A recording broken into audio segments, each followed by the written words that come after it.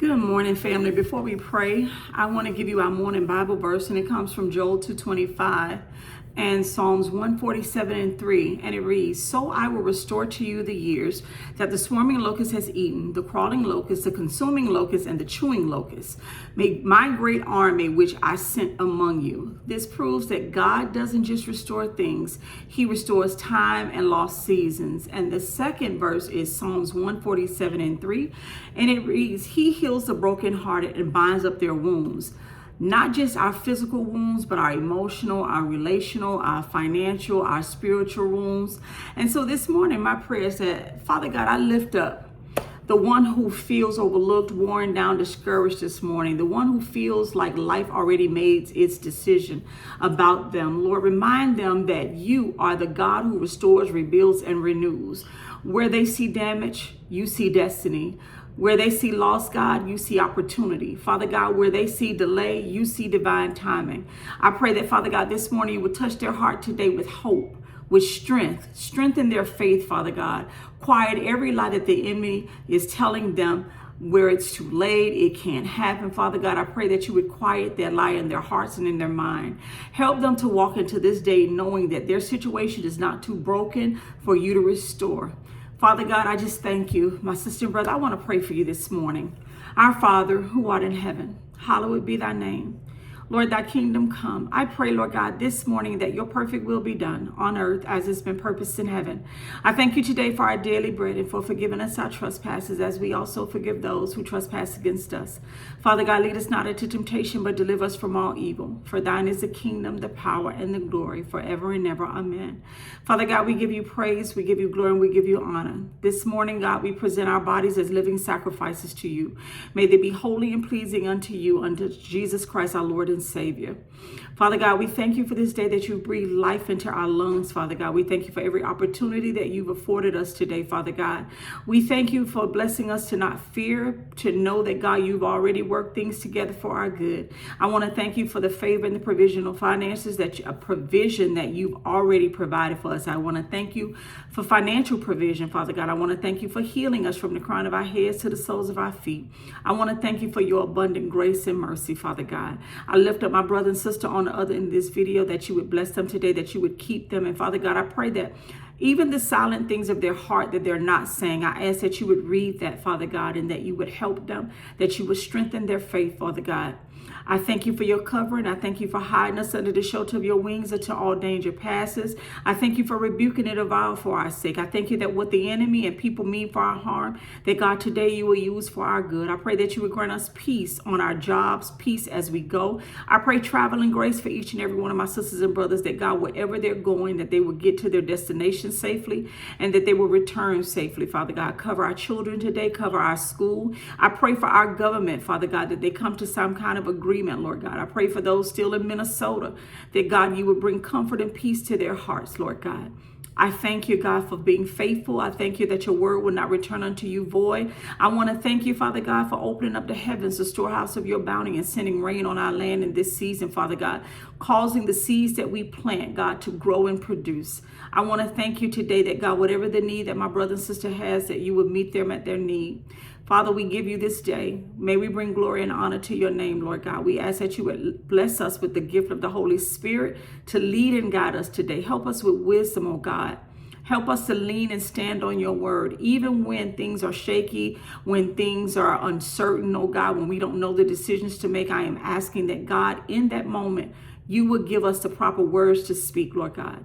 I ask all of these things in your name, and above all things, Father God, I know that you were not created for us. We were created for you. So help us to be obedient. Help us to show love and kindness to people that are ornery today, people that are being hateful today, that the enemy is working through. I pray that you would deliver us from spiritual warfare, Father God, from demonic attacks that will come against us, our family, our children, Father God. We give you praise, we give you glory, and we give you honor. We worship you, O God, for you are worthy of all praise. All praise, God. It is in Jesus' name that we pray. Amen. Listen, my sister and brother, I want you today to go knowing that God is for you, and that no matter how messy your situation looks, God is with you. Let me talk to, for a second, if I can, I want to talk to the part of you that woke up tired already. The part of you that's saying, I've tried, I've prayed, I've waited, and nothing has changed. Because I think before I let you go, there's some of you right now that just feel just frustrated. Like you've done everything you know to do, and you're just tired of hearing all the keep believing, keep trusting messages when you're doing all of that and nothing is happening. Some of you feel like life has skipped you, like God has forgotten you, like God is ignoring you, like everybody else gets a turn, and yet you got to struggle. You did what you could with what you had. But what you had wasn't enough. It wasn't much. And now you are looking at situations in your life that needs repair, that needs fixing, that needs God's immediate attention. And the enemy keeps trying to whisper to you, it's too late now. God not going to help you. You sinned too much. You saw what you did last night. You waited too long. You messed up too badly. God is mad at you. But that is not God's voice speaking to you. I need you to know that is the voice of the enemy. God is not limited by your history. God is not limited by your mistakes, because the blood of Jesus covers your sins, past, present, and future. So whatever the enemy is trying to place in your heart and your mind today, I need you to know God is for you. God loves you. He is not discouraged by your mistakes, my brother and sister. He is not confused by the delay. He is not, and he is not intimidated by how broken things may look. God is a restorer. I just read to you Joel 2:25. He is a restorer.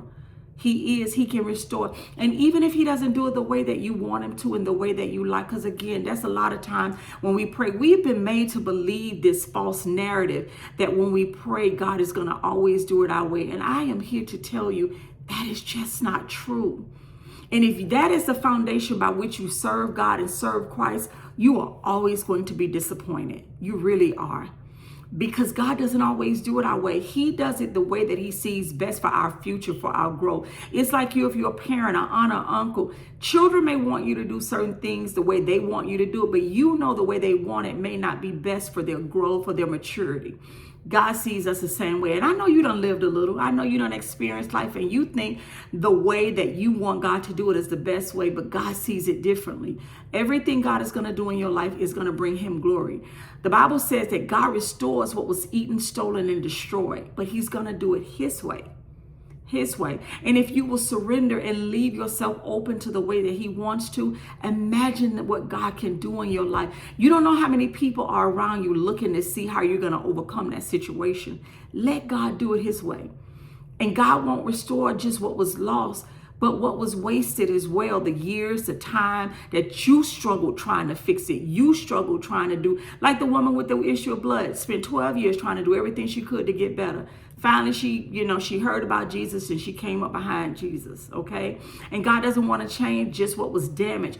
He wants to change and restore what was neglected, not what was just taken from you, but what was given up on. You had a dream, a vision that he gave you. You gave up on it because it seemed like God was taking too long or it wasn't going to happen.